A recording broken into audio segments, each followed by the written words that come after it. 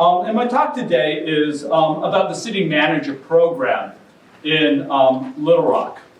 The place I want to begin the talk is on March 2nd, 1956. This is, it was 63 years ago, last Saturday. And on that day, the first buses of Little Rock's new union-owned bus company, Citizens Coach, hit the road.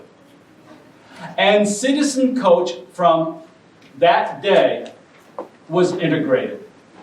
The buses never had the signs pointing African Americans to the back of the bus. The company made it a point not to instruct the bus drivers to enforce Jim Crow. Little Rock became the first city in the Jim Crow South with integrated buses. It was quiet for the first 7 weeks. Nobody knew, except the trade unionists who ran the bus company, except their allies in the African American community, and except the poor and working class people who rode the buses.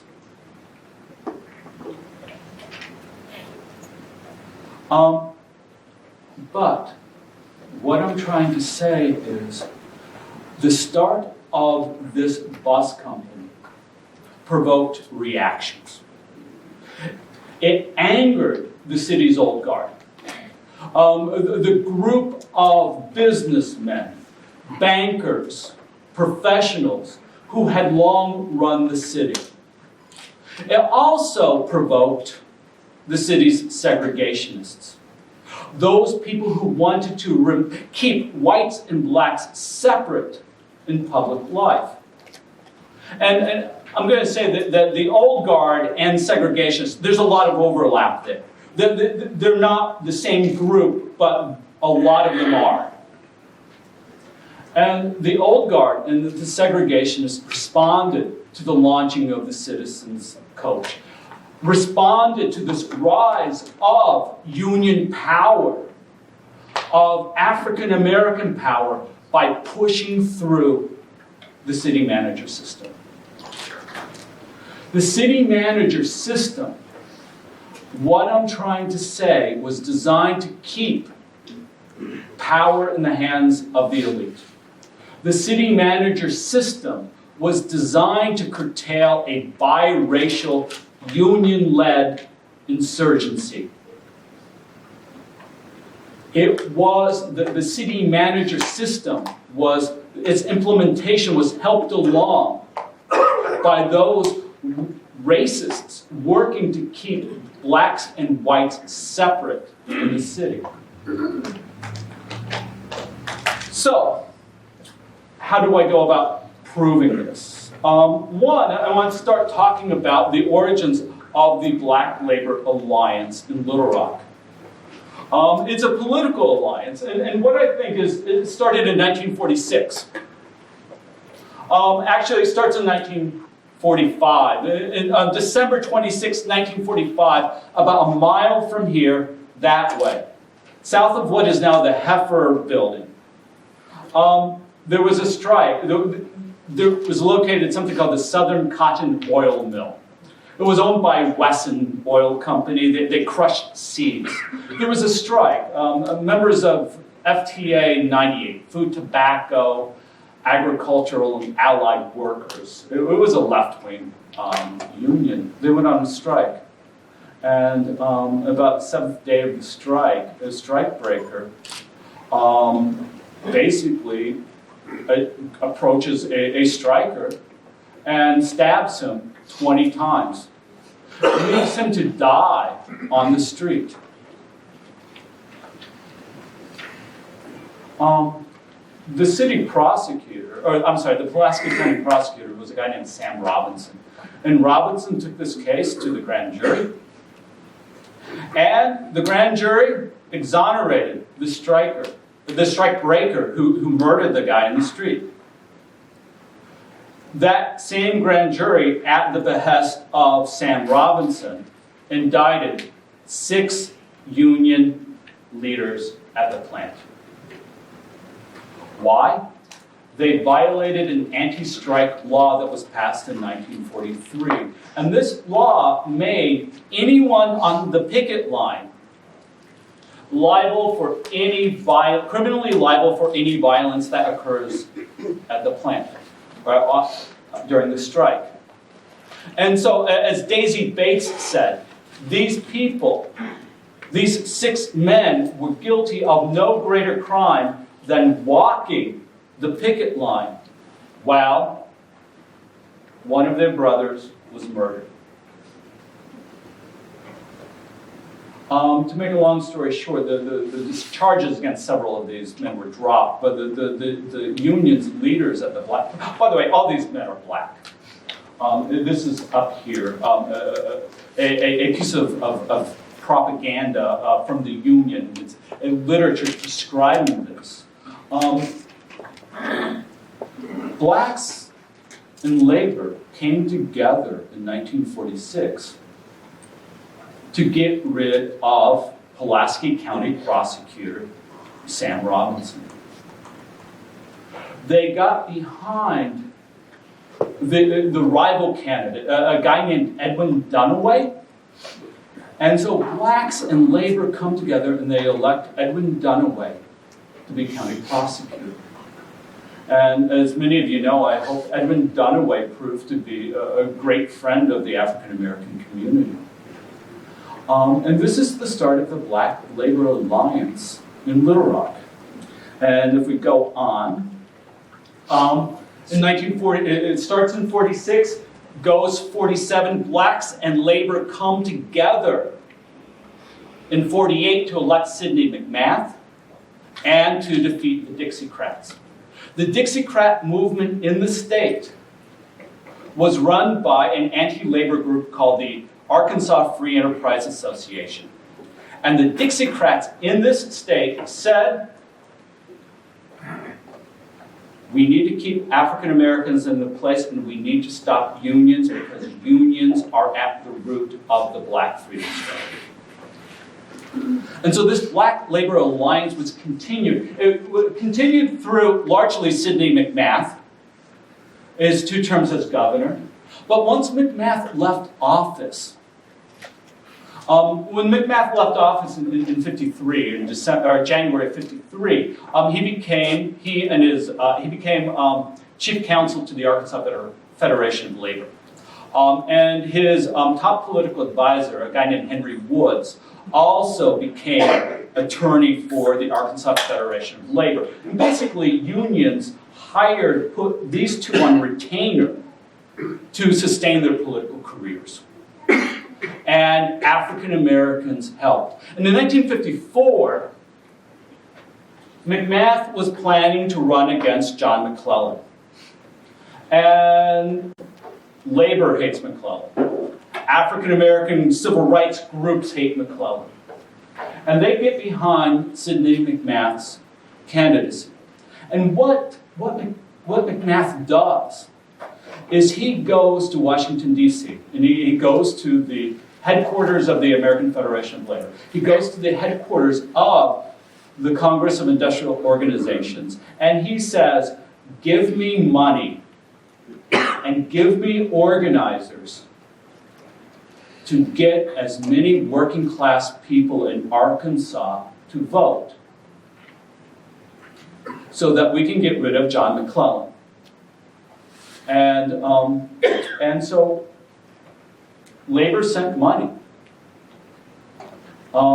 They sent an organizer.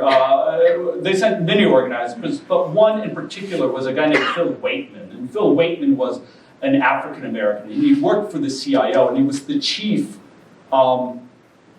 black organizer in the South among. And what Waitman does is he comes to Arkansas, and he brings together every civil rights activist in the state.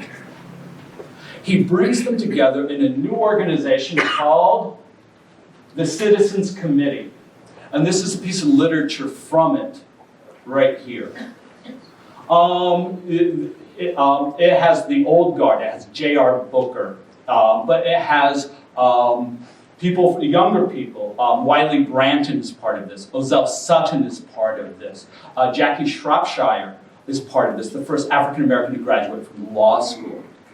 In fact, Wiley Branton later in life says that Phil Waitman, the union organizer, is the one who taught him how to qualify blacks to vote in the South.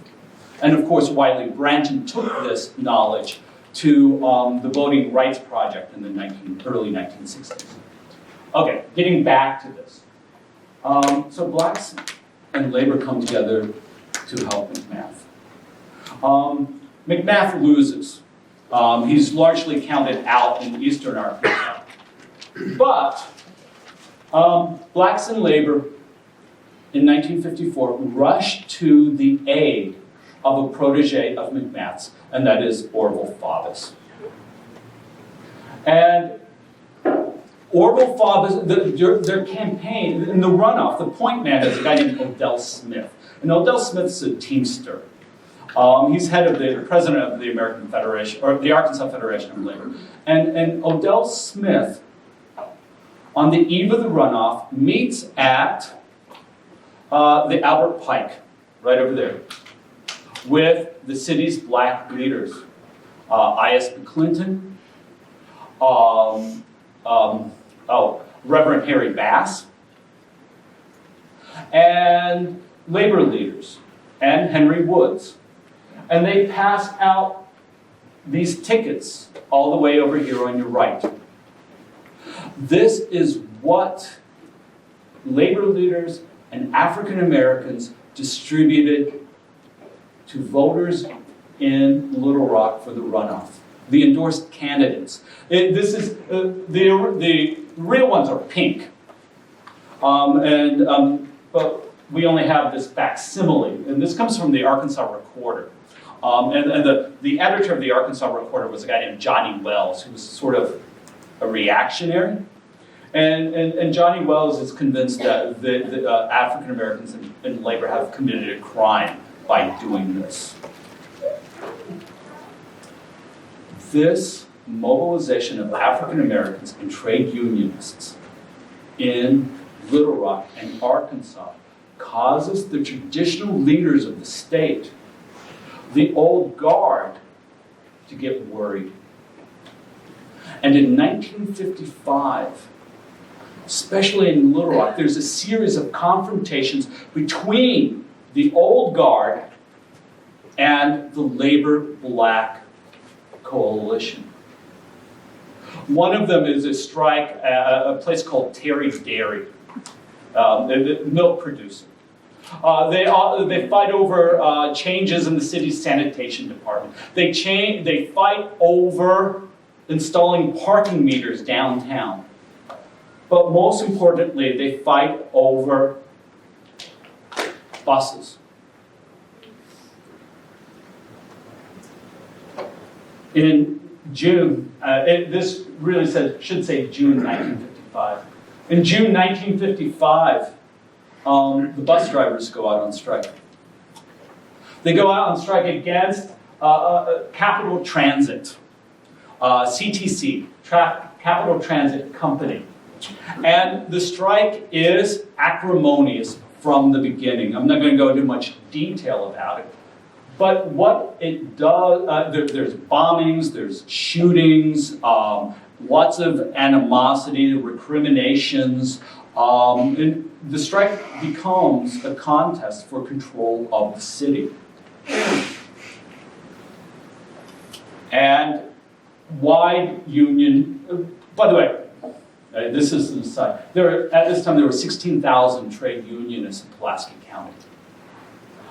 There were fewer than 200,000 people living in Pulaski County at the time. So 16,000 trade unionists. This was powerful. And this is a picture. This is one of my favorite, well, it's not a favorite picture. This is Christmas 1955. Organized labor gives party for strikers' children. There's two strikes. The Teamsters against the dairy and the bus drivers against the bus company. You guys can't see it, but the children are black and white. This is the front page of the Gazette. This is one of the first pictures to see children, black and white, together. And the way I found this picture is, it was in the Jim Johnson papers.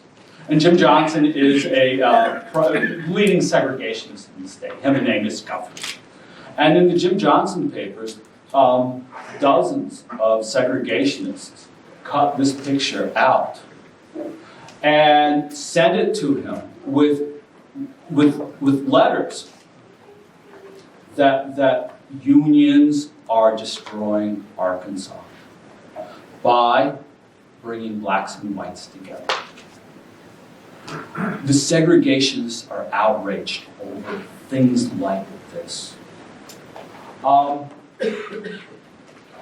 Actually, most of the letters were absolutely vile. And this conflict between the old guard and this Labor-Black alliance spills over into the mayoral election of 1955. The incumbent was this man on your left, Pratt Cates Remmel. And the labor community, especially Odell Smith, the leading trade unionist in the city and the state, he had concluded that Remmel was the main obstacle to resolving the bus situation. Most of the city councilmen, most other elected officials were pro-bus drivers union. Remmel comes from a prominent family. In 1946, when there was the problem at the Southern Cotton Oil Mill, businessmen in Little Rock formed the Arkansas Free Enterprise Association to help prosecute those union members. Pratt Remmel joined the Arkansas Free Enterprise Association. The Arkansas Free Enterprise Association ran the Dixiecrat campaign in 1948. I think Remmel had left by then. Remmel was a prominent Republican and probably wanted nothing to do with the Dixiecrats. But he comes from an anti-union background. He's anti-union. I don't think he's anti-black, although there's evidence later on, and we can talk about that if you want to. But labor said we have to get rid of Pratt Remmel. And they got behind the campaign of Woodrow Wilson Mann. And Mann was unknown. He was a handsome, charming, charismatic insurance executive and with absolutely no experience.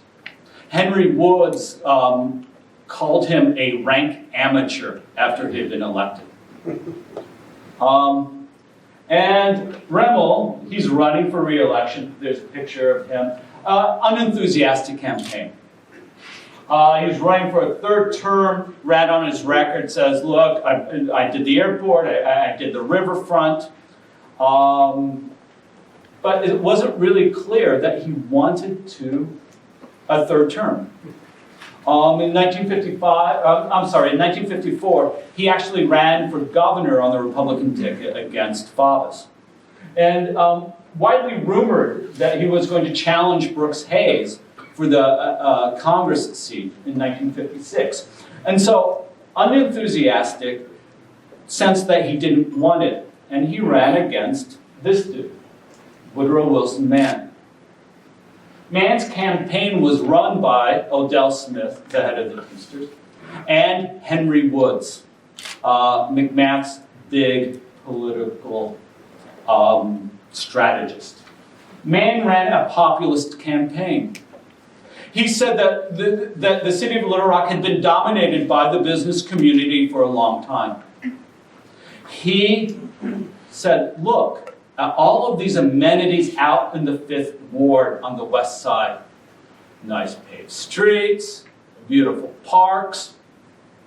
The other working class wards, the black wards, he says, are treated like crap. He ran as a populist I will represent the people, not the downtown people, not the Fifth Ward people. His campaign was new because there was a new type of voter mobilization.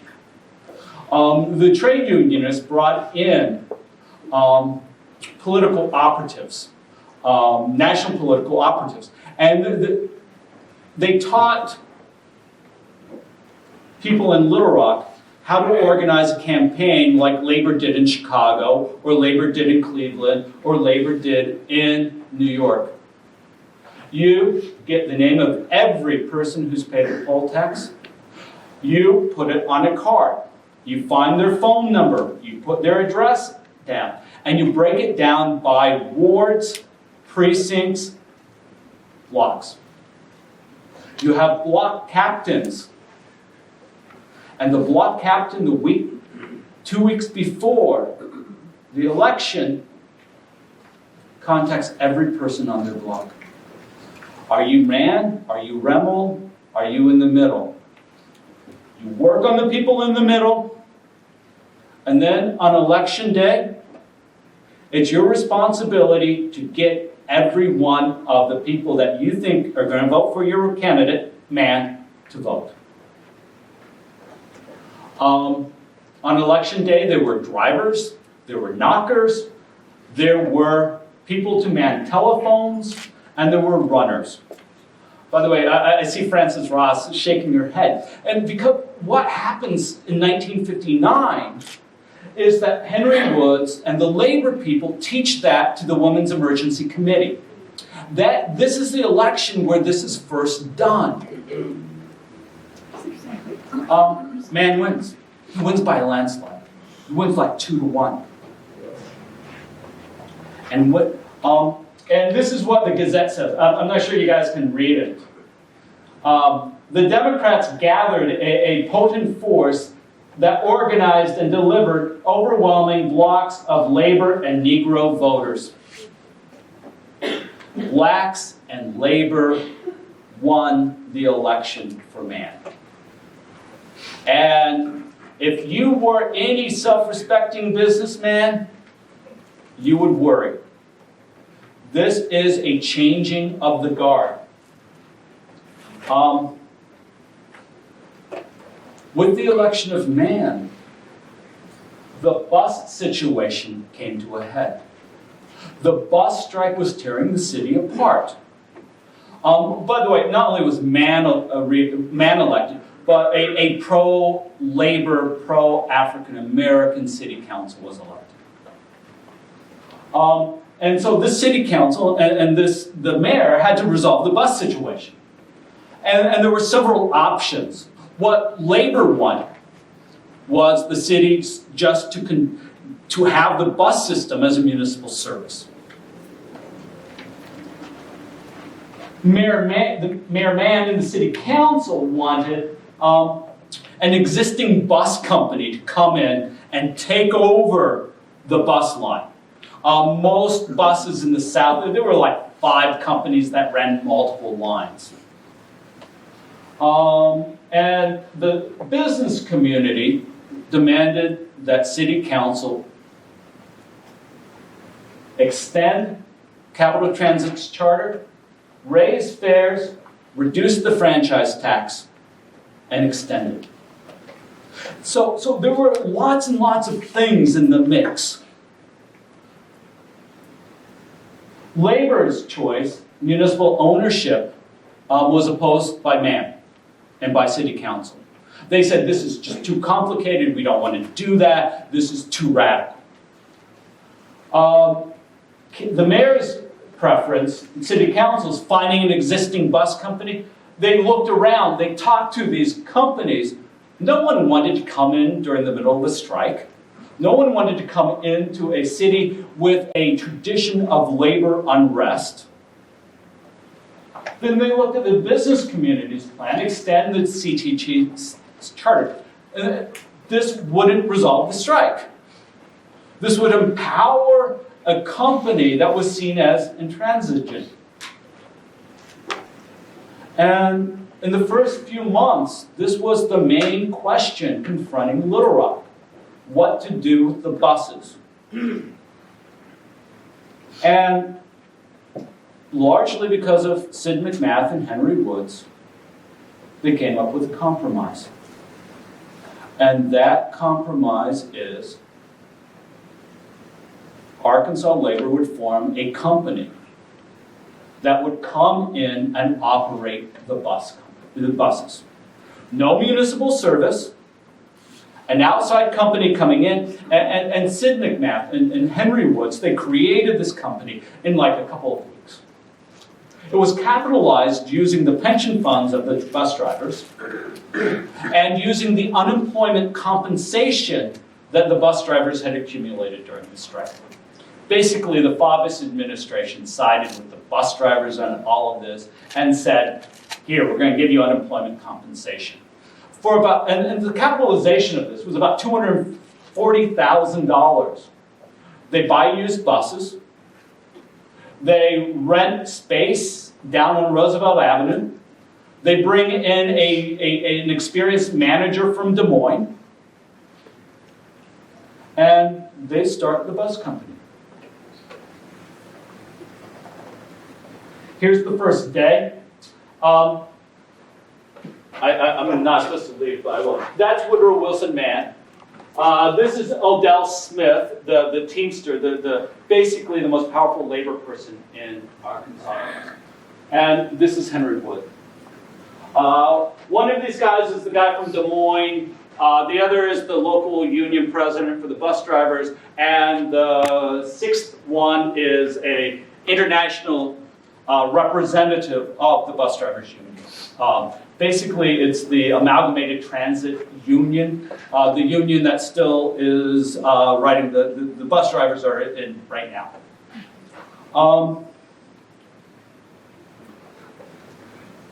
7 weeks later, the integration of the buses happens.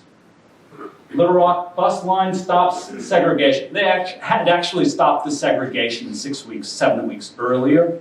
But this is when they announced. And the announcement was precipitated by a Supreme Court ruling that caused confusion all over the South. It appeared the Supreme Court said that segregation of buses was unconstitutional.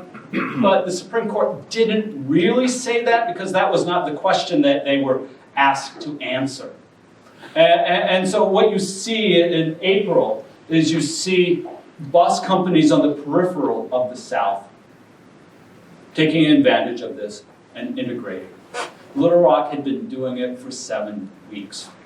By the way, just to give you some perspective, at this time, the Montgomery bus boycott was still going strong, had not been resolved. So this bus integration is a hot topic. You know, MLK is on Time magazine at this time. This is really, and if you think about this, Little Rock's the first city in the Jim Crow South to integrate. Oh, I like this picture. I put this up just because I like the picture. And this is from 1958. And this is Capitol Street. And you can see the buses of the Capitol, of the Citizens Coal Company. What was the reaction? How do you think the segregationists felt about the integration of the buses? How do you think the business community in Little Rock feels about the launch of a union-owned bus company and kicking the old bus company to the curb? Here, I mentioned the dairy strike. In early 1956, Capital Transit is kicked to the curb. They lose their charter. And Terry Dairy is forced to sell out the boarding. So what had been two of the most prominent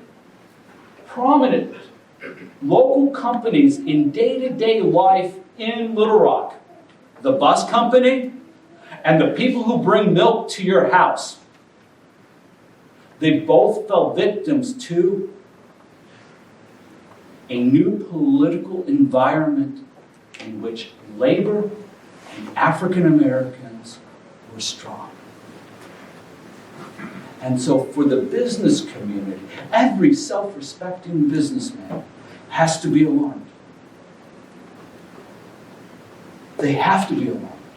And segregationists are alarmed. And this is one of the reactions.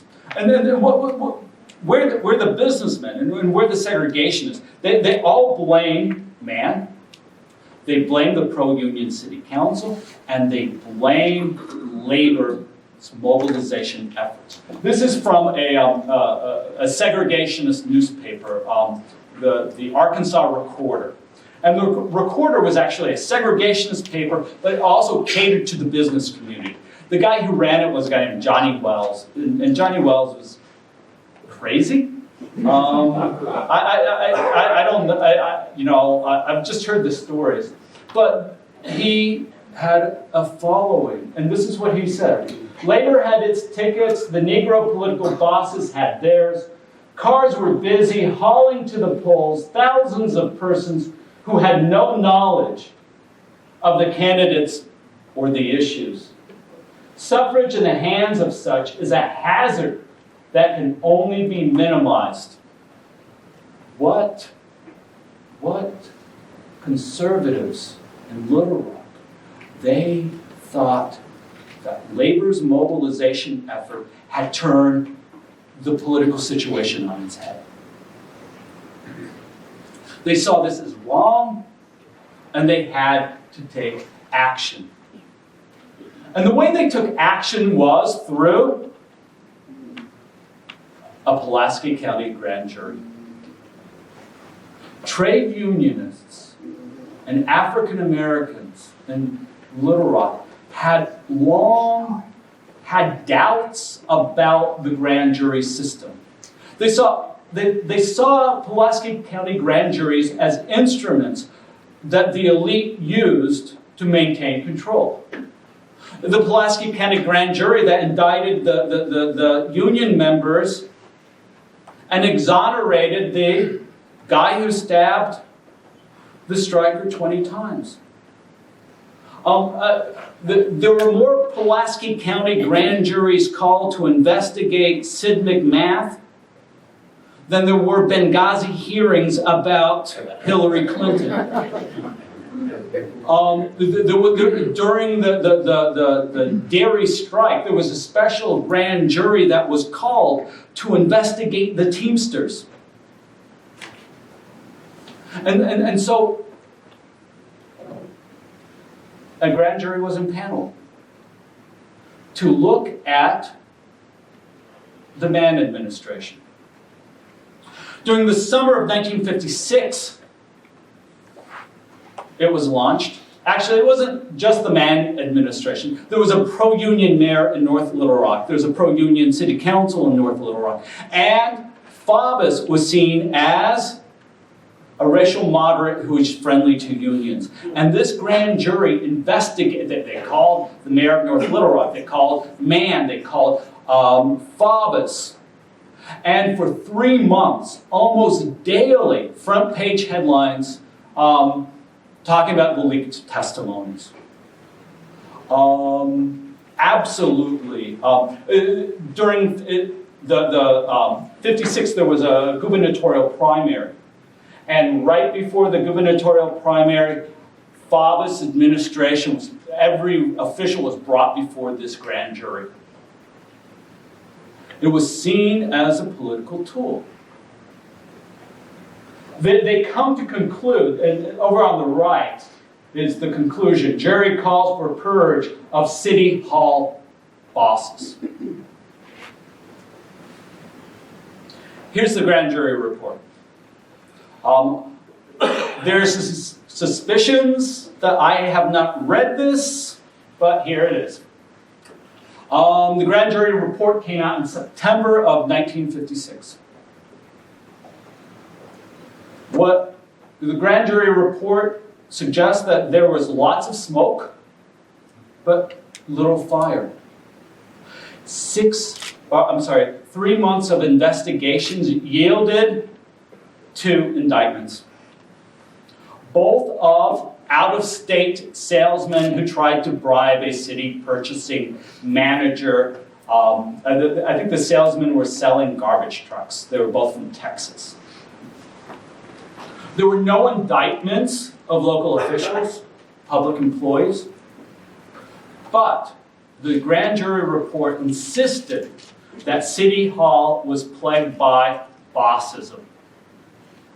But if you read the report, bossism, by bossism they mean unions' political power. And the grand jury was explicit that the city manager system was the antidote to bossism. And the grand jury demanded that Woodrow Wilson Mann called for an election for the voters to approve a new charter with the city manager system. Here's, if you go back here, the text of the grand jury, the main section is right here, secrecy and boss rule. This is how that section ends. Financing political campaigns and dictating to elected officials is not a proper function of labor unions. Their evidence of bossism is the fact that the city council gave the charter for the bus company to a union-owned company. That is the corruption that they see. They say that was a product simply of Odell Smith and the unions making a demand. The grand jury admits, we didn't really look into this process, but it's clear we know what's going on. Financing political campaigns and dictating to elected officials is not a proper function of labor unions. The next section, union responsibilities. So the grand jury report is an indictment of union political power, and the grand jury sees the city manager system as a way to roll it back.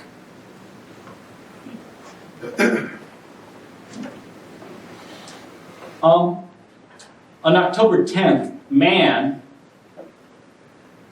he does call for a vote on the city manager plan. You might be asking, why does he do this? Well, every union leader in the city was asking the same thing. Most African Americans were asking the same thing. The simple reason is the grand jury's report accused Mann of being corrupt. And it brought up several pieces of evidence that they said showed Mann's corruption. One thing, he had not paid off his campaign debt.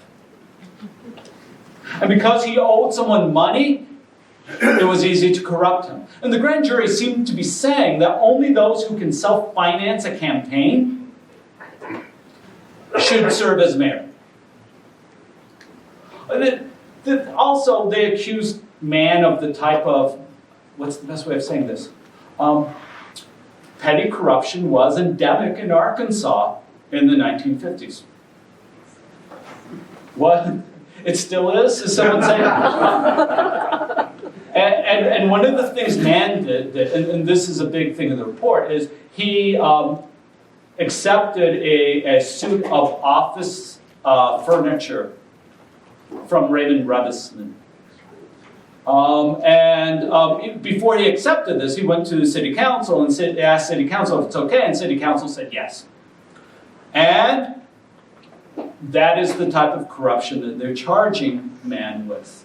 By the way, this is a time when Arkansas Power and Light would put every elected official in the state who was a member of the bar on retainer. You know, so there is widespread endemic corruption in Arkansas. And so, was any of this illegal? No, it wasn't. Hence, no indictments. But man is really stung by these criticisms. He sees, he's an amateur politician, and he has thin skin. And what he's hoping for is he's going to call a quick election. Pro-city manager forces won't be able to mobilize. And the city manager system will be voted down, and that will be vindication.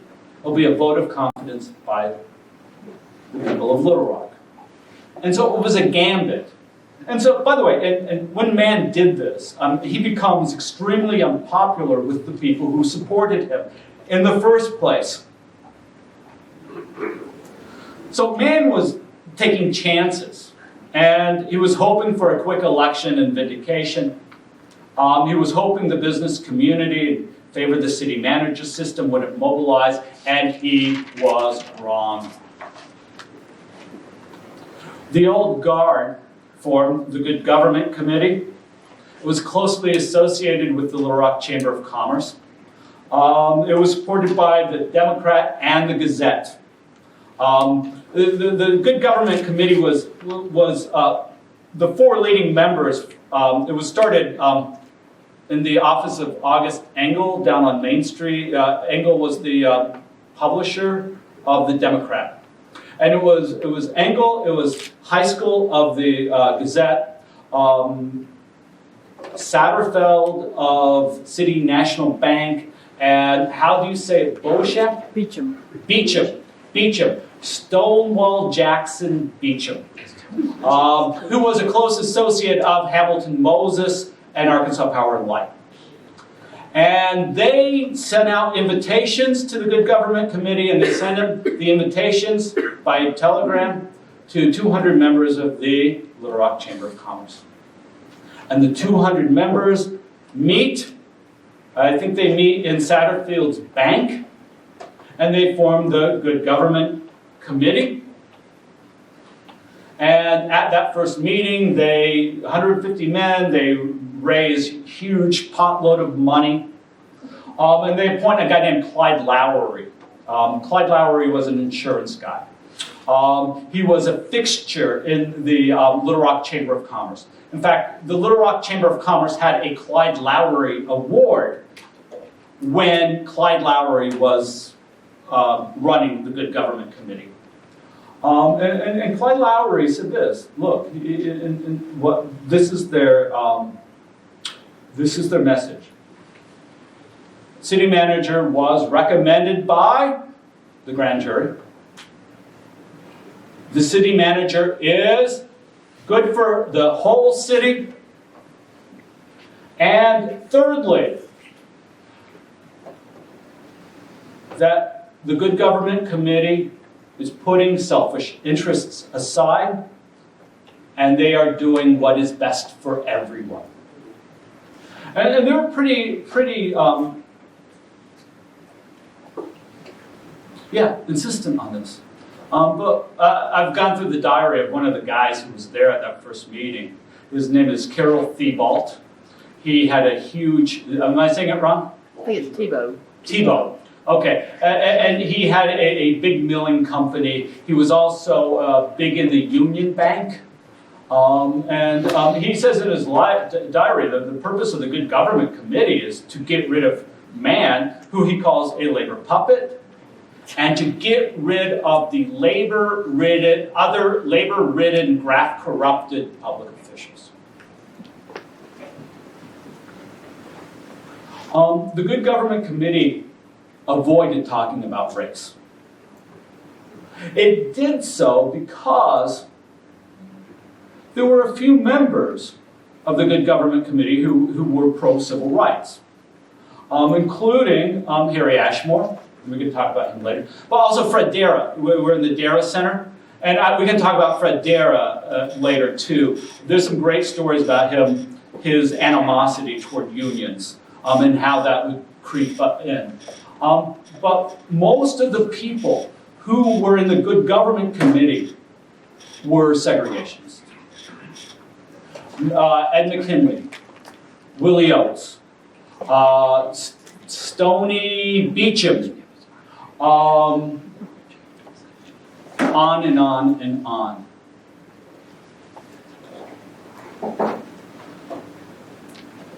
The segregationist groups, led by Amos Guthridge, were the junior silent partners in the Good Government Committee. And we know this not because of what they did in 1956, but in 1957, Guthridge and the segregationists renounce the Good Government and break off and form a schismatic faction within the city. But they were together in 56.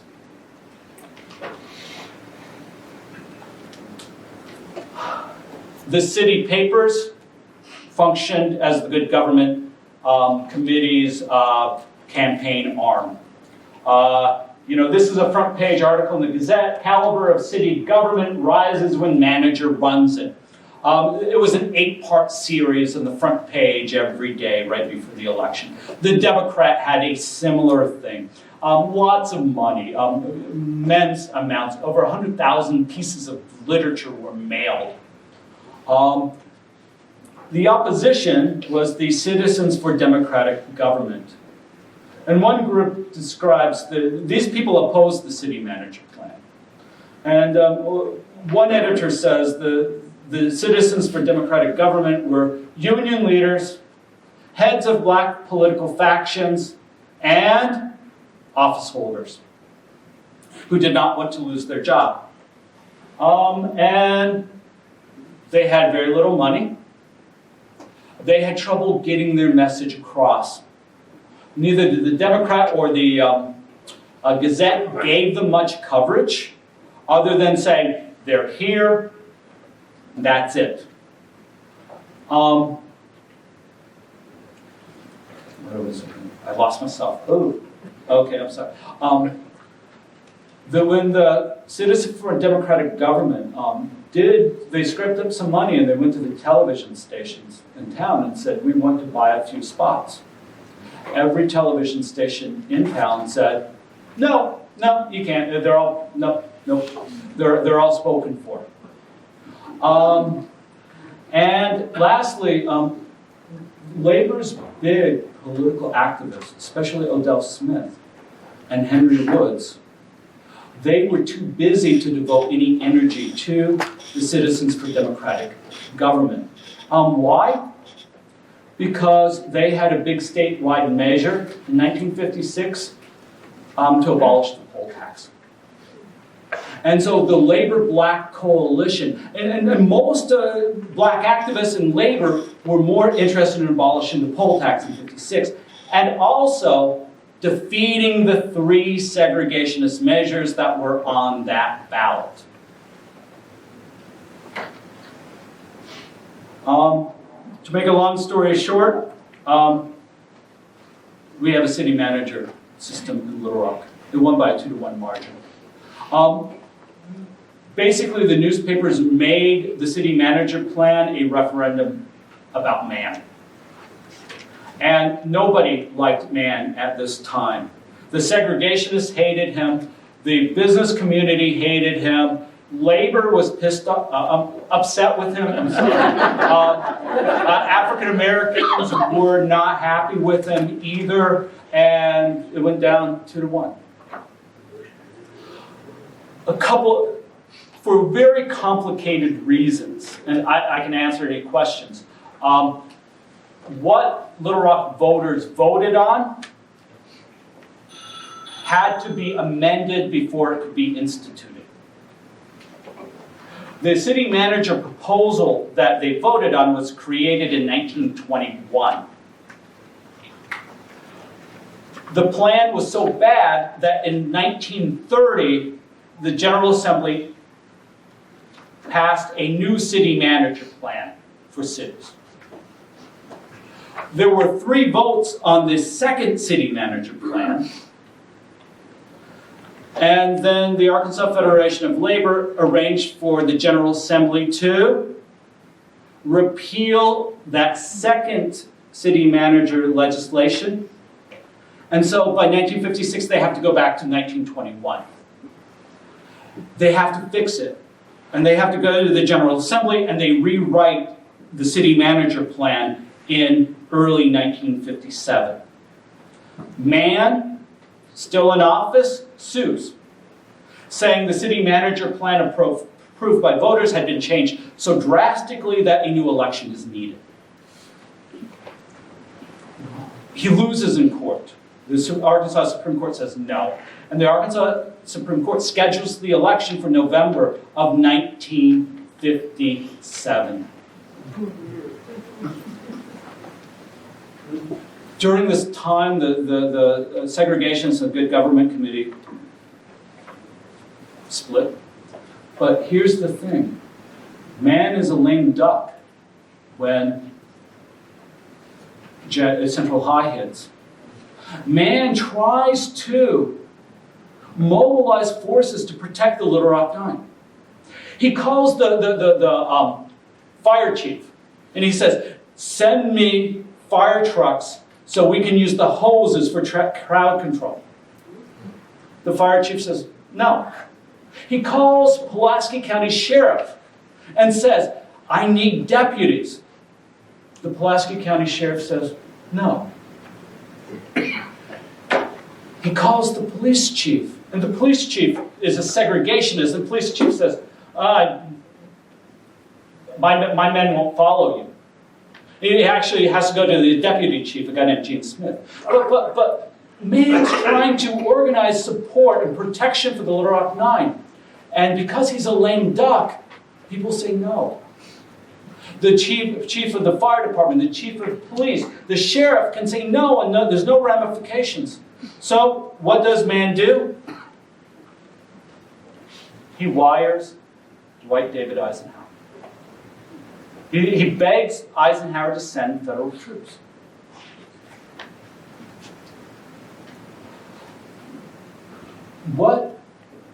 Why is this stuff important? Because in the year 15 months before the Central High crisis, the business community and segregationists kneecap the only political movement in the city seeking to bring blacks and whites together. There's a famous historian, a guy named J. Mills Thornton.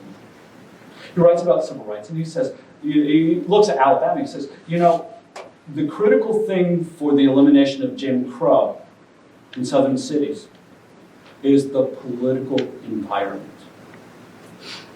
And in Little Rock, the political environment was not ready to end Jim Crow in 1957. And all of these things, explosion. And I, obviously because David's up here, I've gone way too long.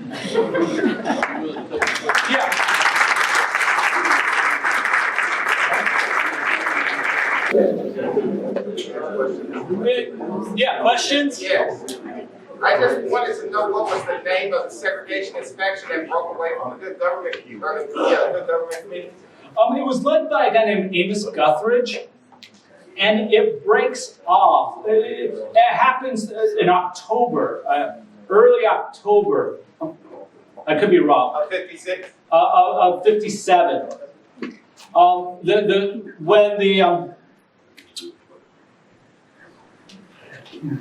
During the summer of 57, as the segregationist agitation heats up, Guthridge and his ilk they say, we can't trust these business leaders. And once the Good Government Committee nominates a slate of 7 people for the board of directors, the slate of 7 people say, and this is in October of 1957, we are not going to talk about race. Can you imagine? Little Rock's in the headlines of every newspaper around the globe. And the good government people say, no, we're not going to talk about race because that will distract us from what we really care about. And that is, well, in my opinion, elite control of the city. And so once the good government people said, we're not going to talk about race, the segregationists said, we're out of here, and they broke off and they nominated 7 people to run for the board of directors. Including, my favorite is a guy named E.A. Lauderdale, who ends up bombing. He's with the Klan, and in '59 he bombs several city officials he thinks are too accommodating to integration. First of all, thank you. This is fantastic and really appreciated the accompanying pieces of times. I'm wondering, I know you're starting kind of in the 40s with this project, but I'm wondering, especially with it being the 100 years since, how much of this movement was borrowing on organizing strategies leading up to the Elaine massacre and the STFU? Because a lot of the parallels, while not necessarily repeating, seem to rhyme in some eerie ways.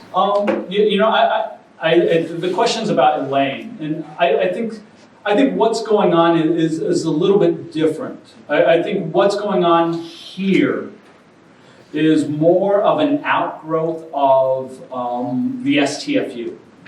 And the STFU and the Household Progressive and Farmers Union that was involved with Elaine are different organizations. And several ways, but the most fundamental is the union at Elaine was a black union. The STFU was biracial, and we can have debates about whether it's truly biracial or not, but at least they had the rhetoric of bringing blacks and whites together. And so I think the STFU precedent is what is really important. And the STFU in 1937 joins the CIO, and it becomes part of a union called UCAPAWA. And UCAPAWA during World War II becomes FTA, Food, Tobacco, and Allied Agricultural Workers. And it's that union that's at the Southern Cotton Oil Mill. And it's that union that L.C. Bates joins in 1946.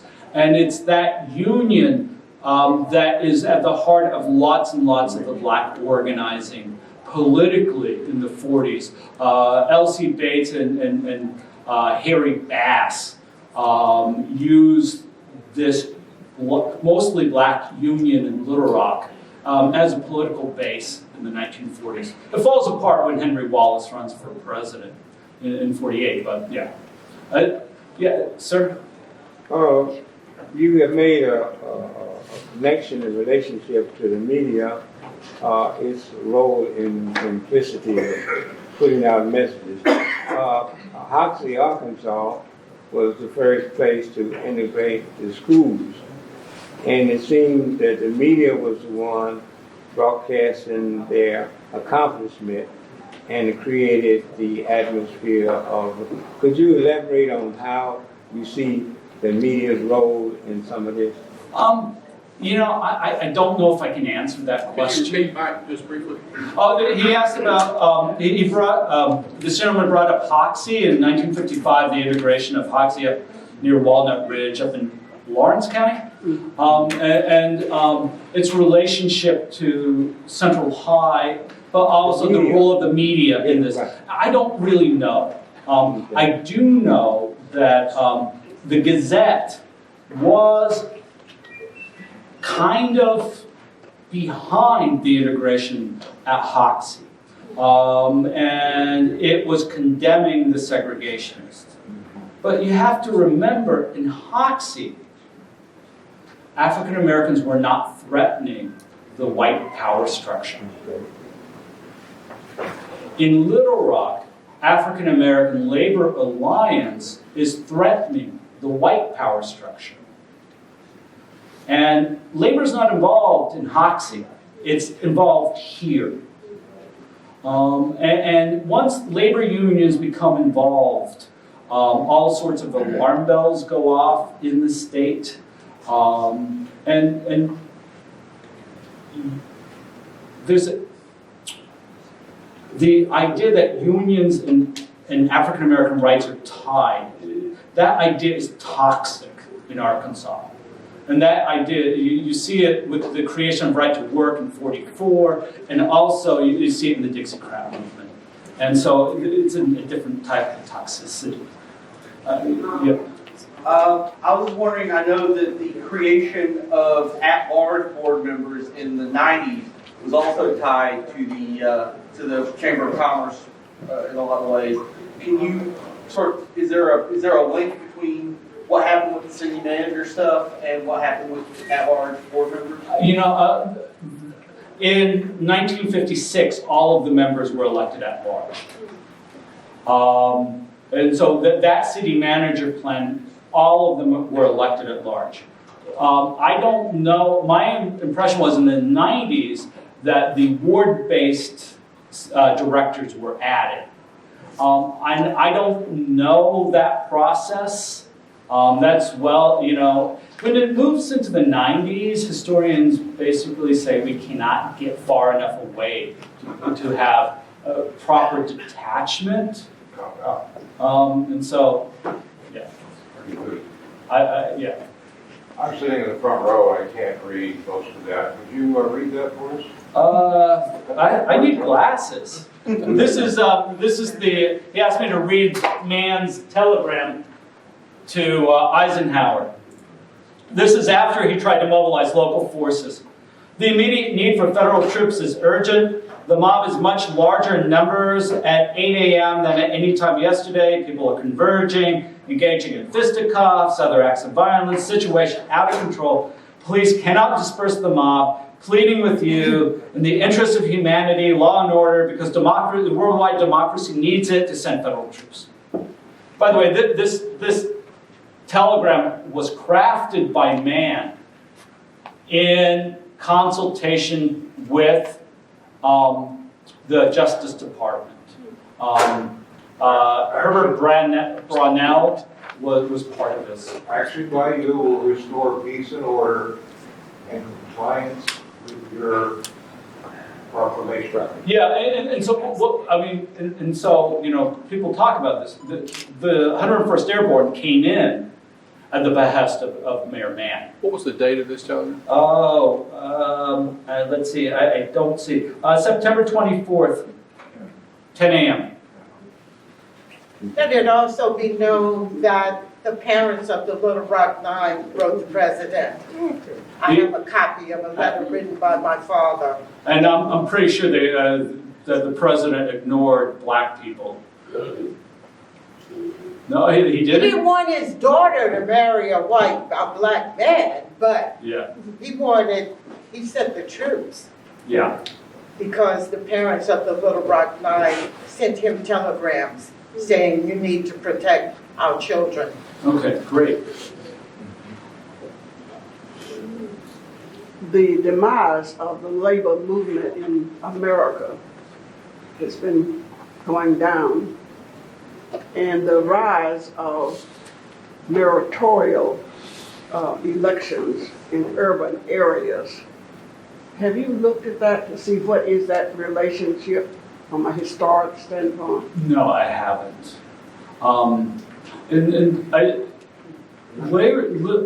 Arkansas had the most powerful labor movement in the South.